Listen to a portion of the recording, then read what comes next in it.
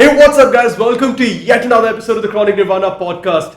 Today, we're joined by Chand Guria. Welcome to the show, man.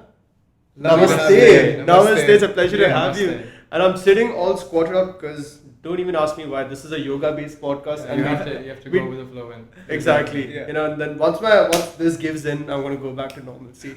So there's that, man. So Chand, you took your first yoga class when I was around at that Bhakti Lounge retreat, and I met Chand through Bhakti Lounge, the same thing that we discussed with Sanjana a couple of podcasts ago. Yeah. And that was your first yoga class, and back then you told me that you had been to Rishikesh and you were certified in as to be a yoga master. That was me teaching my first yoga class to a group of people. Okay. I've never taught before. That was my first time teaching, and Right. I felt confident because this was before Rishikesh. No, this was after Rishikesh. I came back and we had the retreat. Yeah. Mm-hmm. And I was, even before that, I felt like I've been for enough yoga classes in the past couple of years to understand the asanas and movements and teaching cues. Mm-hmm. So I was comfortable to teach after training as well, a group of people and just So where did that come in from? You I'm a little bit about your past. Obviously we know a bit. So why don't you tell these guys what you used to do and what kind of got you onto this path of being a yoga master and especially going to Rishikesh all the way, man. That is that next level of certification. People like me and him can't be fucked to do that. you have to go. Like, if you've not been, you have to go. It's beautiful. Man. Yeah. Where exactly is it? Rishikesh. Yeah. In India. Really? No, I meant which state? India. Yeah. It's Rishikesh is in Uttarakhand, I believe. Okay. Oh, they grow some fine fucking weed over there. So now my yoga journey started maybe 3 or 4 years ago. Yeah. I started going for yoga class with my sister. She was into Bikram yoga, hot yoga in a room. You're in Dubai, you want to go to a room that's 4 degrees Celsius to practice yoga. I thought it was crazy. Yeah. I'm like, you know what? I'm going to do it. Wait, did you say 4 degrees? 40. Oh, right. 40. Yeah. You just go outside. So I went for a couple of classes. I got hooked. Yeah. And that was my first entry into asana yoga. Okay. After that, one thing led to another. I tried a YouTube yoga challenge for beginners. Yeah. And this was 3 or 4 years ago. And one thing led to another. And you just keep going up and improving your practice and learning so much more. Not just about asana, but the spiritual side of things as well. As you read more books about yoga, about spirituality. So this was yoga. Asana, not even yoga. Asana 4 years ago. Yeah. What's the difference?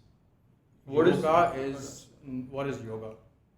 Yoga literally means, it comes from this root word yog in Sanskrit. Mm-hmm. It means to yoke or join. Okay. Yoga is the joining. Wait, did you say joint? But it's a union of your mind, your body, and your spirit. Okay. It's not just doing like downward dog and upward dog and all that crazy stuff. Yeah. It is a part of it, no doubt. So that was years ago. But then a year and a half ago, I was introduced to this spirit 2 years ago. For 28 years of my life, I was atheist, or maybe not atheist, agnostic. I did not believe. In a religion sort of. But you believe there was something. I was a rebel. Against like religion, against any spiritual practices. My mom every day, go downstairs, join your hands, do Jai Baba in the mandir.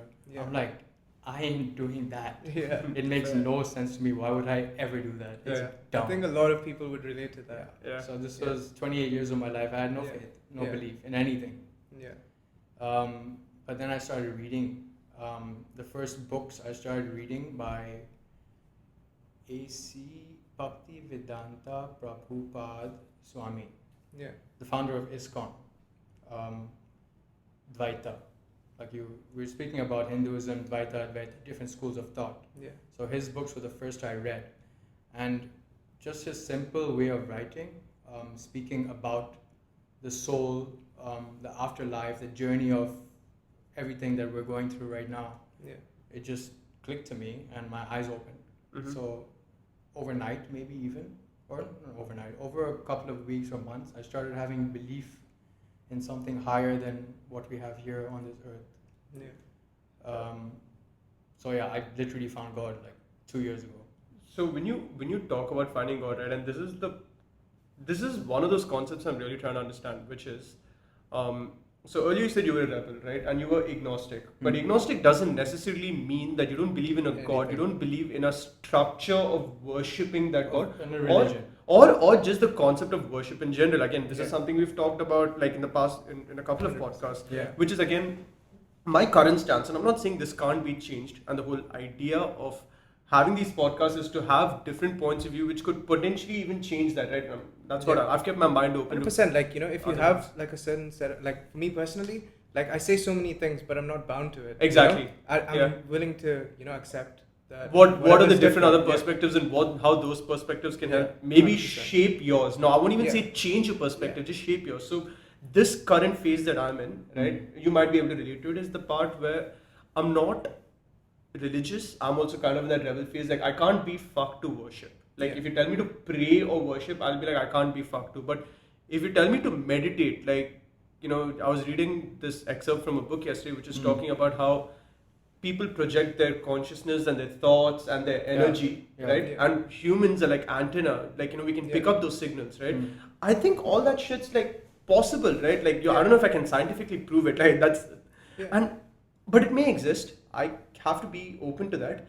But that has nothing to do with religion. Like, I can sit down, meditate, and project positive thoughts, like like those people did in Avatar to see if some shit can actually happen. But I feel like that is probable. People sitting in a room and meditating, but I don't know what that has to do with worship per se. So now when you tell me that you found God, right? Is that concept of worship something that you do now compared to what you didn't do earlier, or how does it work? Now, when I say I found God, it doesn't mean I found something Jesus. On the external. Yeah. You say religion, fuck religion. Okay. Fuck Hinduism, fuck Christianity. Don't complete that sentence. I can't say these things, but forget religion. Yeah. What do you believe in? I think it's important to have faith in something. Yeah. If not something outside of you, in a godhead or like an idol. Yeah. It's understandable. In New Age, like we live in a New Age where we need to see to believe. Yeah, 100%. And we can't see. Yeah. We're never going to see. So if you can't believe on something, if you can't believe in something on the outside, what can you believe in? Inside. You can believe in on the inside, on the self. 100%. If you start believing in the self, that's good enough. You don't need to. Absolutely. You don't need to be following like other religions. So this is where you find like that God, the aspect of God being present in people. So when you say you may believe in God, but if you believe in the fact that this God exists in everyone, you're believing in yourself and others. You can call it God. You can call it higher reality. You can call it the unlimited. Like whatever. The Advaita? Is that the right word? What's that? Advaita. Advaita is a school of thought. We'll get into that. Okay. But you can believe in all these things. Even the self is considered self with a capital S. Yeah. Like, man, you won't believe. Like, I was actually having this conversation with Nikhil when he came over to my house a couple of days ago. And I don't remember what it was related, but I think it was Karl Marx who said that there's two schools of people. Ones who believe in something else and ones who believe in themselves. And like every person can be dissected into, these two schools of thought. Yeah. And it's interesting you say that because it's a completely different perspective from like a psychologist, for example, who probably hasn't done yoga. Yeah. You never know. But Karl Marx is brilliant. And no, he's right. The mandala, was that him as well? I can't be sure. Okay. I can't be sure. Call Sanjana. Yeah. Yeah. Fair enough. Now, so you were saying about finding God and yoga, and how does yoga tie into finding, the belief? So yoga, I said, is a union of your mind, body, and spirit. Your belief. Shraddha is belief in Sanskrit. Yeah. Faith in something else. Yeah. Not actually something else, in something. Yeah. It could be yourself. Now we go into different schools of thought in Hinduism. There's Dvaita, which is Dvayam is two, which literally means there's you and there's another, a higher. Is that duality? Yes. Okay. It's exactly, it's duality. Yeah. Then there's Advaita. Means not, Advaita, not dual. Yeah. So single. Not Advaita is there is just one. You are that. Tattvam Asi. You are that eternal, unlimited consciousness. It all comes down to consciousness also. Yeah. So there's no wrong school. You can't prove anything wrong. It's impossible. Yeah. But there's just different routes to get to the same end goal. Yeah. Yeah. Different paths, different religions. They all lead to the same final point. So during the time that you found yourself, Chand, I just noticed that the voice signals from you are a little bit low. Do you mind just moving a little bit? Sure. I'm so sorry about that. No. Sorry, Nikhil. it's picking up now? Say something? Better? Yeah, better. Okay. So I want to delve into this, right? How did this school of thought, which is Dvaita or Advaita, how did that impact your belief system? Because it just comes back to saying, how can those belief systems change where you are right now? Like, for example, I don't know if I'd consider myself so far gone like, oh, absolutely freaking atheist or whatever. But again, it just comes down to me having a perspective, and I want to see how this might have impacted you to see if, can that impact happen in my life, or can a similar school of thought help shape my belief system? Brilliant question. It did change my belief system slightly, but again, same path, same goal.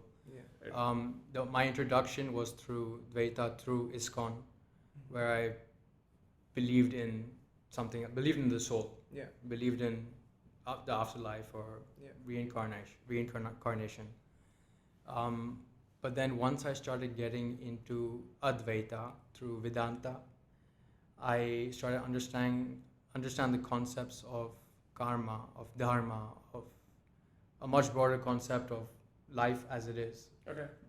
Dvaita, I was in it for a while, and then it got a bit to me, because ISKCON is all about worshipping Krishna. Yeah. Okay. All the supporters sing Hare Krishna, Hare Rama, like they mostly focus only on bhakti, which is professing love to God, to a higher. Okay. And there's nothing wrong with that. That's great. Mm-hmm. It's about what works for whom, right? Yeah, exactly.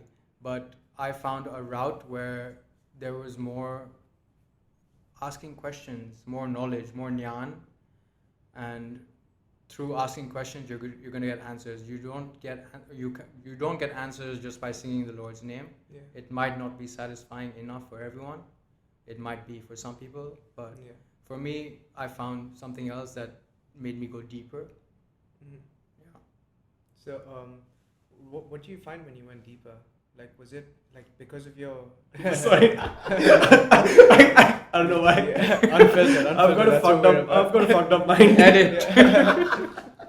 No, so like when you. I was just imagining some graphics like floating by the screen. You guys like are censored. crazy. Yeah. 100%.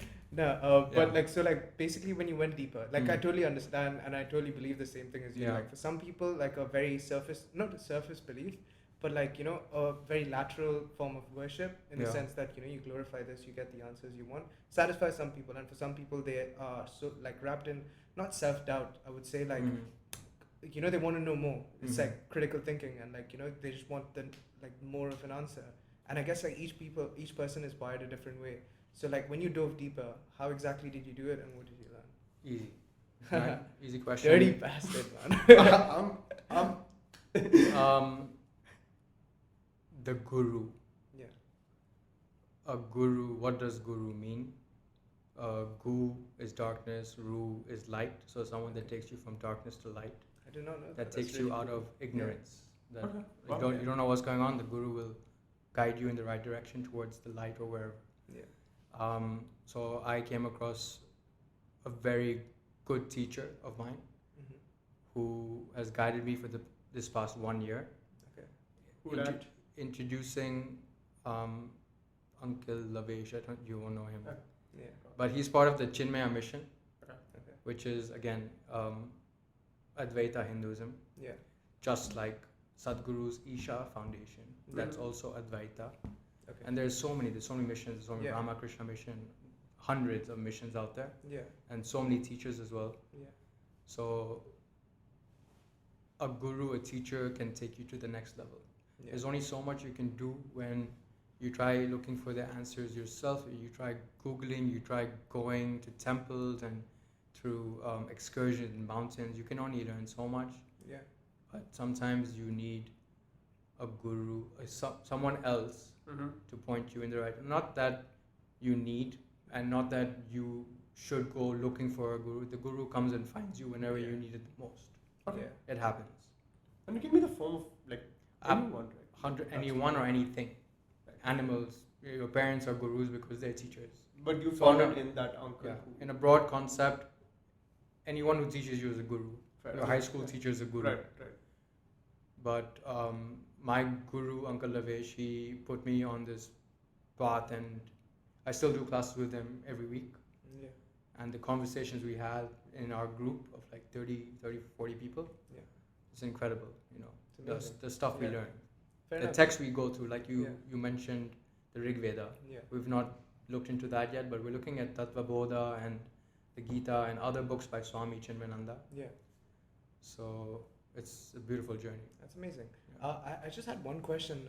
I didn't want to abstract the conversation before, but so basically, like all these texts and all the yoga and all that stuff, does it come from Vedic texts, or does Hinduism, is Hinduism the spawn of this? Like, what is the first thing that came? Was it the Vedas, or was it Hinduism? Vedas are ancient texts from 5,000 years old. Yeah. Before the idea of Hinduism came the Vedas, these texts. Okay. They weren't even texts, they were just ideas? Hymns and songs passed down by rishis, sages. Right. Rishi is someone who can see. Rishis are people who sit in meditation for months, years on end, and just close their eyes and focus. They look within. And these rishis have also claimed to have heard the sound Om. When you go so deep in meditation, it's this universal substratum sound. Yeah. Om. Yeah. So these guys have compiled. That's the thing. There's no founder of Hinduism. Yeah. There's no one person that said, "Oh, I'm going to create Hinduism," and the whole. In fact, this is the whole thing, that the video that you showed me, right? It was a really cool video. I'll put it up in the description. But around 5,000 years ago, there's obviously there was no concept of, there was no label put to it, right? And how back then the concept was basically Santana Dharma and Sanatana Dharma. It literally means eternal consciousness. Yeah, it was a way of life. There was no label that this is it. Even within that, there were people who did their own things. You'd find 7 followers of Shiva doing their own thing in 7 different ways, and it just came down to the name coming from that Indus Valley thing. It was called the Indus Valley civilization. That's how India's got its name, Hindustan. It's a label and a construct, when in reality it doesn't need to exist. This whole thing can exist without that tagline of Hinduism. Is what I'm trying to say. That I don't need to call myself a Hindu to adhere to the teachings of Santana Dharma. Especially in this day and age, you say Hinduism, you say any religion, you're labeled as a fanatic automatically by people. Yeah, I'm believe in that. It's what's caused wars. Religion has caused wars. Yeah, it's caused deaths. Millions, hundreds of millions of deaths is caused by religion in the past. Yeah. So now to say I'm religious or I believe in a set of rules or beliefs, people think you're crazy because how can you be religious? It's done all this damage to the earth. I think this ties up with the thing that we were talking before. People who give so much importance to worshipping that god, when it's questioned by another set of beliefs that they have, obviously it's the same concept. You love a certain a deity or a certain belief system, and if it's challenged by another, the people lose. They are so scared of losing their faith that they try to end the other one. I'm right, you're wrong. Exactly. Exactly, and it's literally the same thing. That's what's so funny about it. And that existed even within so-called Hinduism. Back in in South India, the whole Shaivites and Vaishnavites are at each other's freaking throats. We have over 200,000 gods or something in India. So can you imagine? The divide would be real. Which is what I want to do again. So now addressing this whole construct of Hinduism. So I spoke to Nankumar uncle. Now, anything I say after this point is just an interpretation. So Nankumar uncle, Sanjana, anyone who's watching this, like if I have taken something out of context, feel free to let me know and I will correct those statements. I have absolutely no problem doing so. But I brought up this topic with Nankumar uncle in one of those Bhakti Lounge classes. I told him, can we discuss what these two things mean, right? And which two things are you? Dvaita and Advaita. So his answer was, there are things that are real, there are things that are illusions, right? And we need to be, it's going to take years for you to understand what might be real and what might be an illusion. So he's like, what is Dvaita? I was like, it means a belief in two types of beings. One is you, one is a higher power. He's like, okay, what is Advaita? I'm like, means there's only one being. Then he's like, okay, how did Advaita come? Like, for there to be, like, Dvaita means the duality, and Advaita in its root, the root of that is like not Dvaita. So he's like, so for there to be not Dvaita, they had to be Dvaita. If you guys are following my flow, that's what he said, right? Sure. Now, I was like, cool, because that's how shit exists. Like in reality, it's so weird, right? Because you're talking about how Advaita might be is about everything being, I guess, like everything just being one whole, right?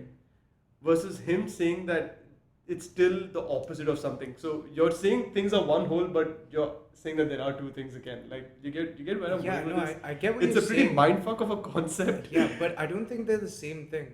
They're not. It's one is something and the other is not something. So like consciousness can be, it seems like it could be divided into, like I'm speaking just from like pure interpretation. I don't know anything. But it seems like the concept, like, when you see something that's real, everything in this universe forms one body. Everything forms, like everything outside of yourself is one thing, and everything inside is not that outside. Yeah.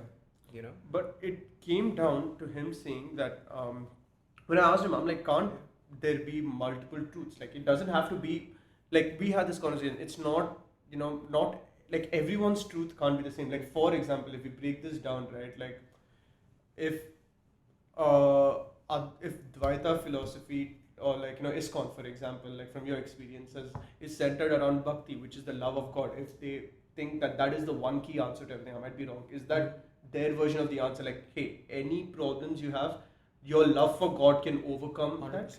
That's the philosophy, it's right? That path. It's two different paths. It's so many different paths. Yeah.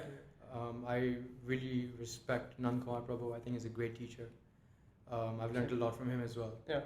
But in essence, it's different paths. Which path are you So he said that I put the point that multiple people, like people can have different perspectives of, like, it's the same truth doesn't stand true for everyone, right? That's what I told. That's what I theorized to him, saying that how could it be humanly possible to have just one single solution to everything? Like for Dakshey, his truth can be his perception of the truth could be different from my perception of the truth, and that's how life works. And so you've got to propagate you've got to propagate the belief that you can find your truth in different ways.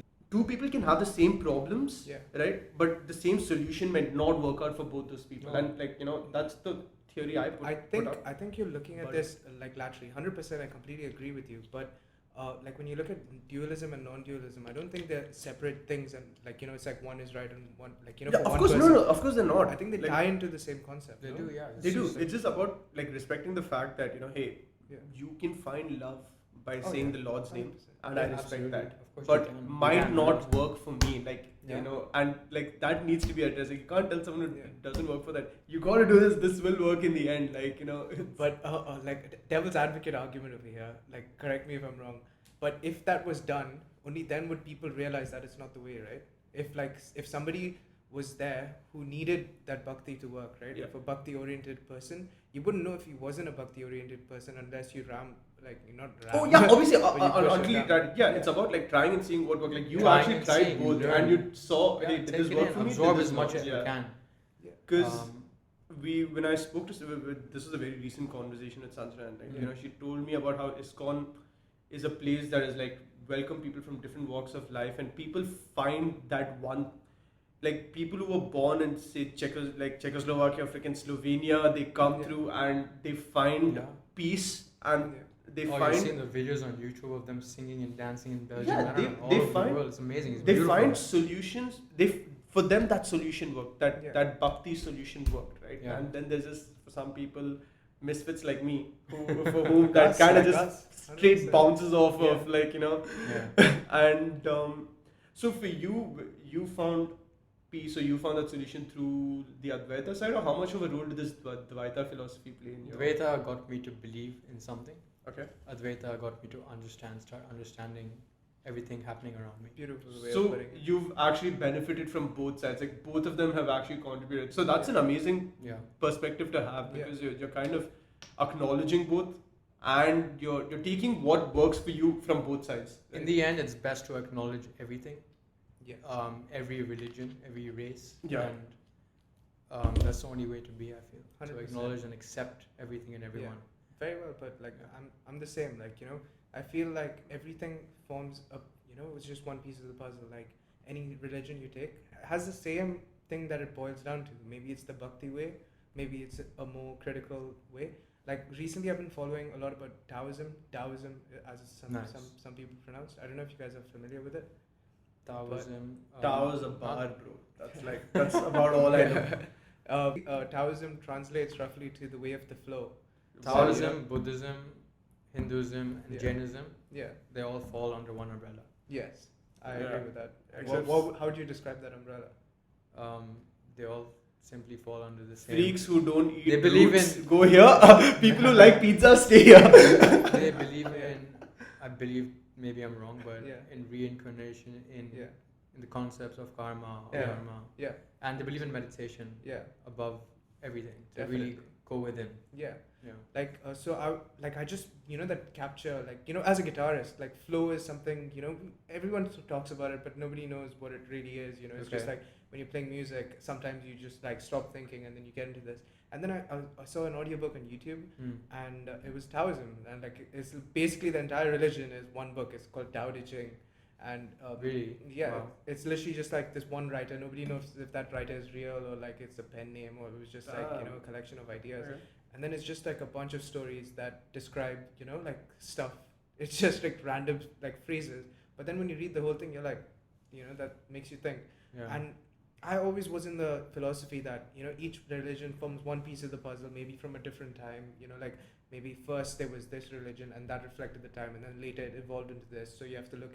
But you find these tangents that connect many religions, right? From like the same point, like, you know, it comes, the bhakti thing is very widespread, and it, like, I don't want to name any religions because I'm completely not the right person to speak about this, but that tangent of loving God seems to carry forward in a lot of modern day religions, like, you know, more monotheistic religions, right? But in other, these, you know, Taoism, like Advaita philosophy, and like the Vedic religion, Buddhism, Buddha was like a huge meditator. Woke as hell. He was like literally the enlightened one, right? And so like all of these religions follow a different tangent where it focuses more on the self, and it focuses more about, you know, dualism and non-dualism and all that stuff. And I feel like yoga like predates all of this as well, like, you know, in a sense that your body is an antenna, and then you're like sort of harnessing the information of everything within yourself, and that's like one of the ways to do it. And what do you have to say about, like, I find from my experience, first getting into yoga and asana, that led me to get into this path. It's different for everyone else. But it all works together, your body, mind, and spirit. So you do enough of asana and you're just gonna fall in the same. What is asana again? We canned that topic for the past 20 asana minutes. literally means pose. Yoga, asanas are yoga poses. So I thought it's like a you said you did asana. You said you did asanas for 4 years, you did yoga. You termed it as two different things. What's the difference? Because yoga is a very broad concept. I see. And So it's all like breathing and stuff. Asana is just moving the body. Pranayama is not just the breath, but working with the pranas, but breath mainly. Fair enough. And this brings me to like the topic that I really want to get into. Tell me what's prana, and like describe. Like, you know, more about it. You get some hard on for these. Mentioned it like 5 times. Prana is my jam. Put the fan on. No, prana is it's our life force. It's our fuel of life. Life force. It's not something that we can see, like blood. it's within us.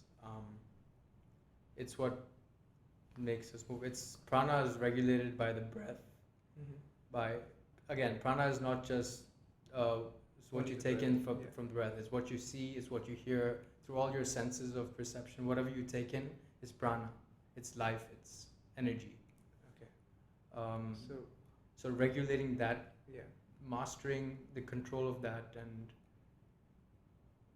it's a good thing, I guess. Fair enough. So how do you manifest? I mean, not manifest it. Basically, control it. What do you learn about pranayama? Yeah. Pranayama literally means extension of the life force. Prana, yama is extension. So extending your life force. Pranayama is very well known as breathing exercises. Yeah. So there's only breathing exercises you can do before, preferably after yoga. So the whole point of yoga, of asana, of moving your body, the whole reason to practice yoga is to get into a meditative posture. Okay. It's preparing the body for meditation. Okay. That's the whole idea of why we do yoga. I do it to get flexible. I'm like I touch that's a hand plus. to feet. That's a plus, sure. But the whole point of yoga is to get into a meditation posture, pose. So you can sit for like hours and not feel pain in your back, in your knees, in your legs. Yeah. Okay, fair. Why? Because you've practiced yoga, you've prepared your body for meditation, for dhyana. Okay. What's dhyana? Dhyana is meditation. Okay. So Patanjali's yoga sutras, there's yama, niyama, there's different concepts which I can talk about maybe later. Wait, are they all different types of meditation, or no? There's concepts in general. Concepts revolving meditation. So Patanjali's 8 limbs of yoga are yama and niyama, which is social discipline and self-discipline before asana and pranayama. Okay. After that is dharana, concentration, dhyana, meditation, and samadhi. Just you reach the top, like you're at the top. Fair enough. What happens at the top?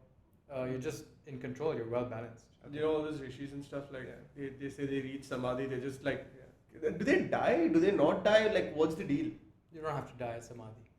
No, so they said this dude reached samadhi, like, and I don't understand. Like, this kind of pisses me off, right? Like, my mom has used this term offhand. She's like, this Samadhi, Swami went to samadhi. I'm like, he had a heart attack. Samadhi literally translates to sama is even or balanced, and dhi is the mind. Okay. So a balanced mind. Yeah. We touched on how people project ideas, thoughts, and as humans, if you've trained yourself and your antennas to pick up those signals that you can. And these are these books that I've written, and these are just wild theories, but apparently, like, when you think certain thoughts in the moment, you can't control it. They're being projected whether you like it or not. Like, only those trained antennas can pick it up. And these rishis used to look at people in their eyes and see, like, the smallest things in your eyes, and take that and pick up those signals, and they could just gauge what you were thinking. And that's an absolute mindfuck. Like, when you think about what's a real mindfuck? I don't know if you guys have heard of this guy called Edgar Casey. No. So basically, he was a channeler, is the term he was given, but it's insane. Like, the CIA did a bunch of shit with him. Like, they had him, like, as a consultant basically, and he'd basically do some channeling, right? And then he'd go into other people's bodies, like, not this time. Like, he'd go into the body of, like, I think he was the reincarnation of an Egyptian priest, and then he'd give predictions based on that. And it's also some mad stuff. Like, and he said, like, I was watching a video last night. And basically, this is such woo. Like, I don't know whether I should believe it or not, but it's weird. So, like, he was saying that there's going to be a chamber of information or whatnot, being discovered, whatnot. But the craziest thing about this guy is that Buzz Aldrin, when he was coming back from the moon mission, right, he was trying to get a channeler. I don't know if it was Edgar Casey or it was somebody like him. But he was basically, like, he had some symbols and stuff, and he was trying to see if that guy could pick it up on Earth. And I think he did. But this is like, absolute mindfuck. Absolute mindfuck. And also, it's like not from reliable sources. I don't know if I should trust it. And that's one of those things, right? Like, there's nothing. It just comes down to seeing if it's seeing is believing in shit. Yeah. So, like, I'd imagine that has something to do with, like, yogis and, like, this sort of meditative powers, like powers of the mind. Yeah. Like, have you heard of anything? I've come across something in the last 1 year. Yeah. There's this guru in India. I joined a group of a friend who was really involved with them. Yeah. I joined them for some meditations, and I've never experienced these before, but Siddha energies. Have you heard of them? They're, I don't know what they are exactly, but they're Siddha energies. They're supernatural. Yeah. And I was meditating while this guru is in India, sending his energies to me while I'm meditating. Yeah. And do you feel a couple of times I was uncontrollably like swing. Whoa. Yeah. This didn't happen once, just Yeah. once. It happened over a few days. Wow. Yeah. I backed off. I'm like, this is getting too much. Maybe this is like a bit too much. Actually, it got too much, I feel. Yeah. And then I decided to try again last week, 2 weeks ago. Yeah. It was just a short 3-day meditation. Wait, continuous 3 days or Just meditating? Just meditating from 10 o'clock to 10:30 every day for 2 days, for 3 days. Yeah. So same thing, I could feel 12 hours? No, half an hour. Oh. Yeah. At the 12 and a half. Same thing. He was transmitting these Siddha energies, and I could feel it. Yeah. And during these, you feel different. You feel good around these times, and things happen in your life, and you look at everything as a blessing. Yeah. And you notice some changes. Yeah. But again, I just decided to maybe not get too deep into it. Yeah. So I took a step back again. Yeah. Was it like overwhelming? Maybe not the right word. No, it wasn't overwhelming because I believed it. Yeah. Yeah. Fair enough. So, to people who want to practice yoga, want to get them in, right? How would you recommend that they start? What do you think should be an initial goal that they should have in mind, and what should people work towards? Yeah, like if you can just shed a little more light about from that asana or whatever you want it to be, bro. Whatever you want it to be. The whole practice, right? Because like I do Surya Namaskar like in the mornings and shit, and I do some like base level things, and then I core, and then I go fucking shout. I started my journey with 30-day YouTube challenge by Adrienne. 30 days I was in my room, I locked my door because I don't want anyone looking at me like doing yoga. What the hell is this guy doing?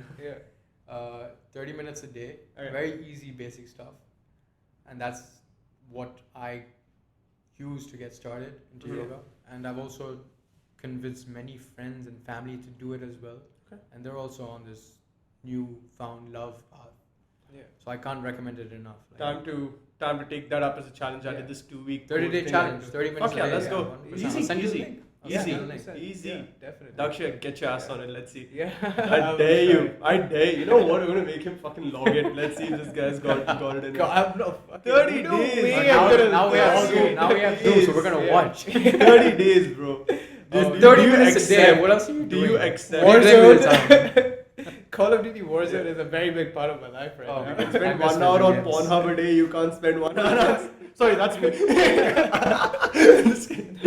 Oh shit, 30 minutes. Okay, so what should people like? Okay, it's not just doing it, right? Like, what's the ideal mentality that could make people stick with it? Like, obviously, this differs. Like, people's goals are different, but like, what's something in common that could drive people to continue doing yoga? Man, this energy seems like a big sell. Do you want to feel good? Yeah. Do you want to feel better about yourself? Yeah. Okay. Try it. It's really interesting that what do you say? That as an argument, I don't strictly believe this, but there's a lot of research done. Like, I keep bringing this up. I'm not going to talk about David Nutt. I swear to fuck, if that happened one more time, he's asked now. You open the floodgate. No, it's basically research who put a bunch of people on acid and like in MRI machines and studied their brainwave patterns. Nice. Yeah, and there was like other research, similar research done, and it was like people who are in a meditative state exhibit similar neurochemistry. Like, their neurons would be firing in ways similar to drugs. I mean, not drugs, psychedelics. Obviously, drugs are a very bad term to use in this term. So, like, when you say that argument, like, feel good, you want to do this. For a lot of people in today's age, it feels like psychedelics are a serious shortcut. Like the stuff that yogis would do, meditate for so long. And I want to bring one more thing up, like, in terms of this argument. Very recently, in the last, like, 5-10 years, it's been discovered that in mammals, DMT is produced in like the body. Yeah, the frog. Right? Yeah, frog, rats as well, in the pineal gland. And, it's theorized that DMT is released when you dream and when you reach these states of, highness, not highness. Higher consciousness. Higher consciousness, Yeah, exactly. So different levels of consciousness. yeah, and when people do DMT trips, like that's literally the main, you're like, there's more out there. There's definitely other things out there, like higher dimensions, maybe like, all that stuff. So like, is the goal of yoga to basically, it seems like from a layman observer, some people might argue, I don't know if I believe what I believe yet, but some people could argue that the goal of yoga and all like the meditation and the stuff is basically to just get enough DMT in your system to have that experience. That could be a goal. Yeah. It doesn't have to be a goal. Fair enough. 100% that all these substances that I enjoy smoking. Yeah. But I'm starting to slowly realize and understand that my body is capable, my brain is capable of creating everything within. Yeah. I don't even 100%. need anything. That's what Sadhguru also said, exactly. right? That's like, what I'm Yeah, always recently in he that had state this of video. euphoria. Yeah, Exactly. like He doesn't mentioned this need before. weed. but people Sadhguru like- also said that Shiva is an alien, bro. So I don't know. like I mean, between Yeah. between you and me, I feel like Yeah. that's a shortcut I'm willing to take. A lot of these perspectives are also acquired over a lifetime of hard work. Oh You know? And so it's very ingrained. Exactly. It's not you know? something that just comes. You have to really work hard. to And get also, there. like, once you get there, if it is questioned by another one, you get defensive because you've worked so hard to get there. And Exactly, it's not- and then you're just like you're like you- rooted in that. What do you that's mean questioned by someone else? No, for example, imagine a scientist, right, was like working his entire life on a concept, right? For example, string theory. And suddenly at the end of the day, in 50 years, like the guy's still alive, presumably, like, just for example, it comes to be, obviously this is this worst example, not string theory. Let's say the earth is flat. At some point of time, people believe the earth is flat. And that guy spent his entire life trying to prove that the earth is flat. It's his belief. He was entitled to that belief. But then when it was discovered that the earth is round, this guy, like, and somebody, or like before it was discovered that the earth was round, somebody was like, the earth is round. And this guy was like, nah, I've spent my entire life doing this, chasing this discovery. It becomes like abnormal that another belief could be possible. Yeah. So, yeah. That's one idea. Another thing is the whole point, it's all about the journey. 100%. It's not about reaching anywhere That, at the end. I believe that. So That's true. you could say that from that perspective. Yeah.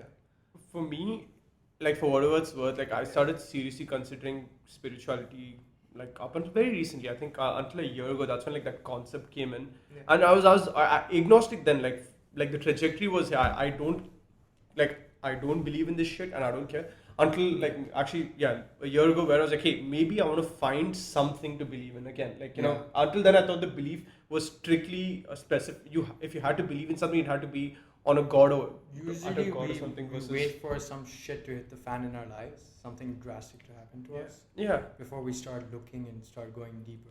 Absolutely. And I it's don't like know. a I don't know. catalyst. For me- It's a catalyst at the end of the Yeah. day. You don't need it to happen, but it helps. it's just one of those things. It helps you. Yeah. Like you can get that woke for no reason. Like Could be a relationship, could be health, could be something with family, could be your career. Yeah. No, Something mine is goes wrong. purely like you said. I have nothing that was going wrong in my life, and I just decided to say that hey, I can see certain people have gotten answers from this, and it's not as I thought that you had to put all those eggs into one basket of a certain religion or a deity or whatever. Like it's just the concept of believing once again, which. For me, it wasn't. For me, I was in a very like limbo state where I didn't believe in much. Like if you ask me what do you believe in, I'd be like, I don't fucking know. Yeah. Right? Now it's changed to what do you believe in myself? Like I believe in doing certain things. I believe in certain people and their ability to do good, and I want to follow those principles. That's a good starting point. Yeah. Good foundation to have that at It least, seems and like then my journey. take you somewhere else. Yeah.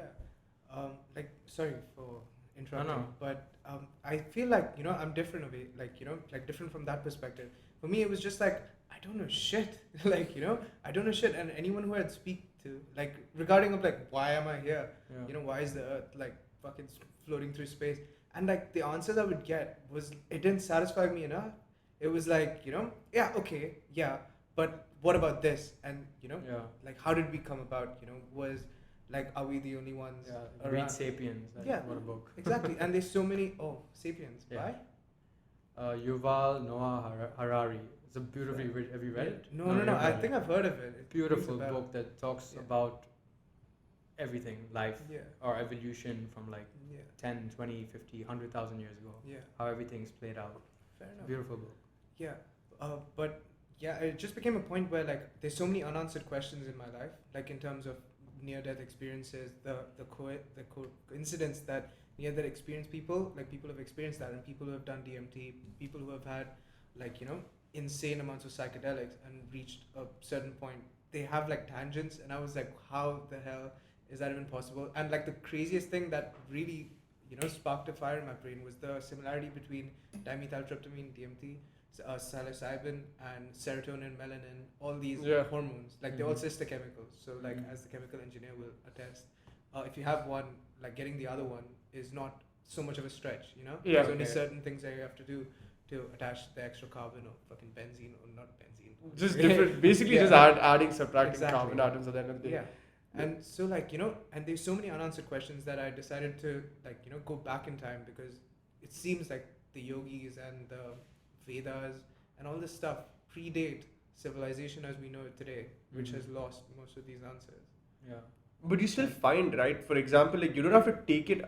Again, it comes down to you wanting to have like some direction on something, but you're getting that direction with multiple points of view, and you're shaping that on your own. Like there's no one telling, like you're listening to someone telling you to go left, you're listening to someone telling you to go right, and then you decide to go fucking diagonal. Like, you know, for whatever, but it helps you make that decision. So in a way, you're still getting your shit answered, 100%. Which the thing is, I tried doing the same too. Like for me, it was just out of the blue. Like it was just more like when you're in college, right? You're at a point where you're doing things because it's just the way. It's more like standing in a travelator which is moving on its own. You're standing there, right?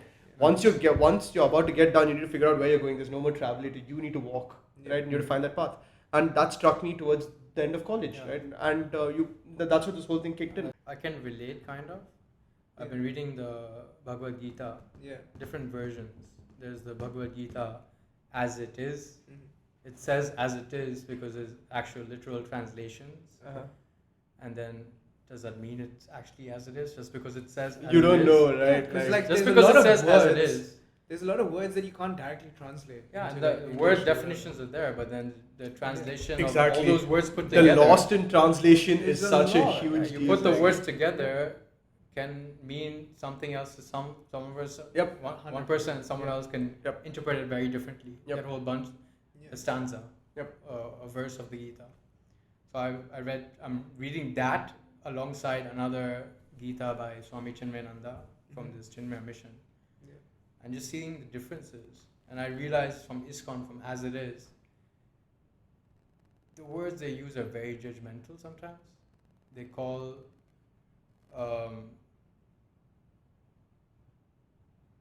people, I don't know, it's just like, there's a lot of judgment towards other people.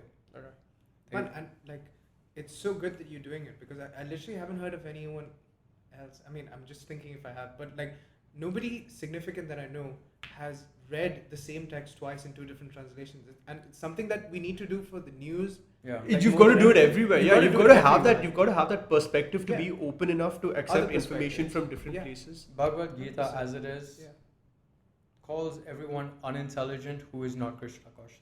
Who is not all about Krishna. Offended. Who is not Krishna conscious. Triggered. I'm a Karen. I'm a Karen. Exactly. And other books, I mean, only one other book that I'm reading, there's no judgment and accusations or pointing fingers, you know. Yeah.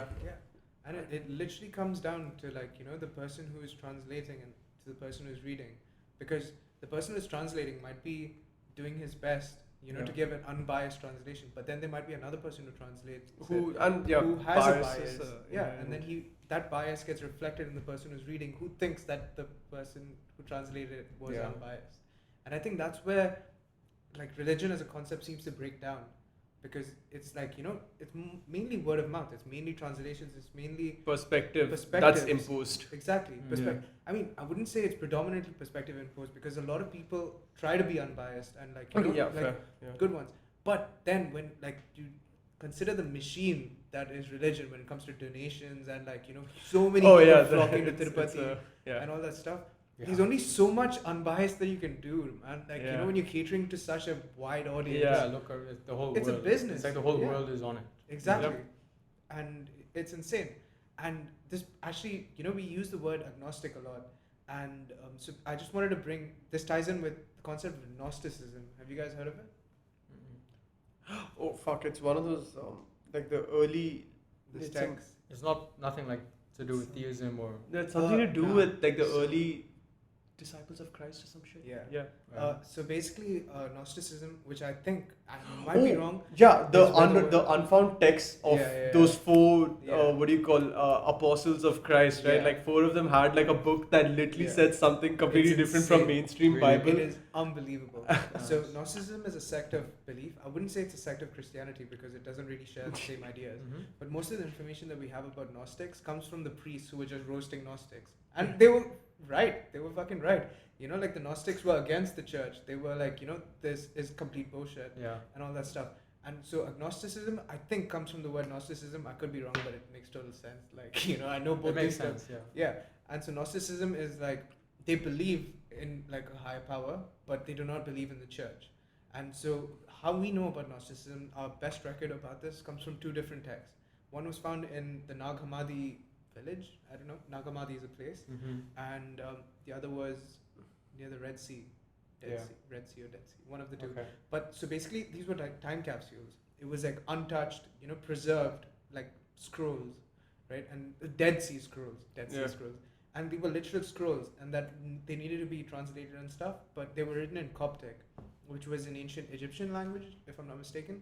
And so obviously, like, it's insane, like, and basically these texts describe Christ as somebody completely different. And there's a character called Judas. I don't know if it's the same Judas that we hate, or like, the Judas who betrayed Christ, but he portrays Christ in a completely different way, and he ties in with Taoism and all these ancient Vedic beliefs that go to belief in the self, more than belief in Christ. Gnosticism.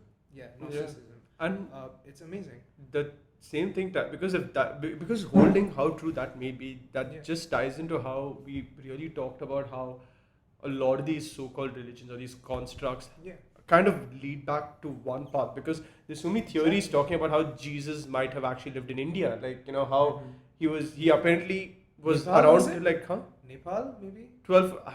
Don't fucking know. He apparently went to the Himalayas and shit. Like apparently he was. Now we have the internet, so he's everywhere. Like it's like he was there. He was in and around Jerusalem till he was like a young boy, and then he dipped and then came back.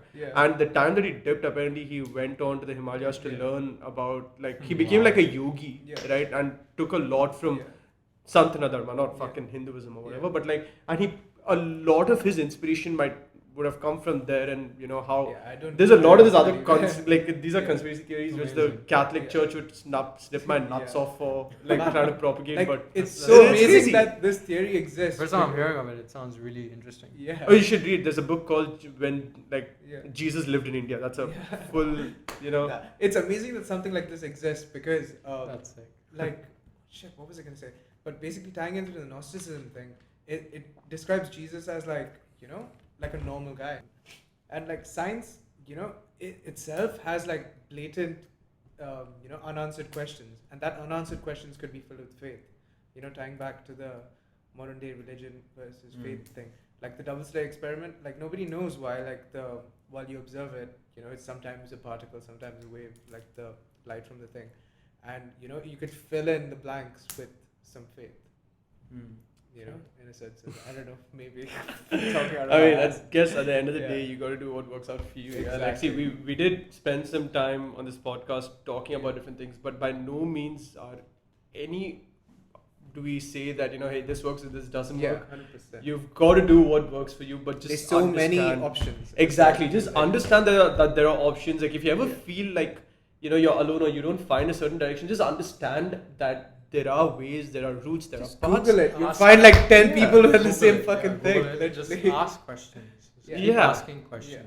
Yes, and keep your mind open. Find something. If you find something and it works for you, absolutely brilliant. Exactly. Like I'm happy for you. And that's the whole point of this. We wanted to have this podcast to kind of just showcase how Chand has seen, like, at least in one way in this set, experienced like, it, has like, experienced from both sides. like different sides and has chosen like a mix of both or just Sure, one right you now? say Like that, yeah. you've Mix of let both, yeah. you've let different things influence your your thoughts, and 100%. it's not just one thing having an impact or Yeah, one side. So we really hope you guys have gotten something from that, because And there's so much more to learn, like what you've just shared, like Yeah. into that. And then I'll 100%. like be like all about that. I'm literally gonna go home and like Google Sidhu energy. Sidhu energy. Sidhu is about to come down. Sidhu is going to walk into that room. Siddha energies. Sidhu energy. Definitely. Sidhu energy. We have a friend. He has a friend. I mean, we have a friend called We have a friend called Sidhu. No way. He enjoys rubbing his nipples. But man. So it's all about learning. thank you so much for joining us on this podcast. We really appreciate it, and do check Chant's profile up. We will leave the link to his bio and everything that he does down in the description. Yeah. So that's a wrap. take care, and we'll see you on the next episode. Namaste. Namaste and Namaste. Hari Om, Hare Krishna, Hare Jesus. Hare Rama. I don't want to say the third. Alright, see you. Hopefully not in jail.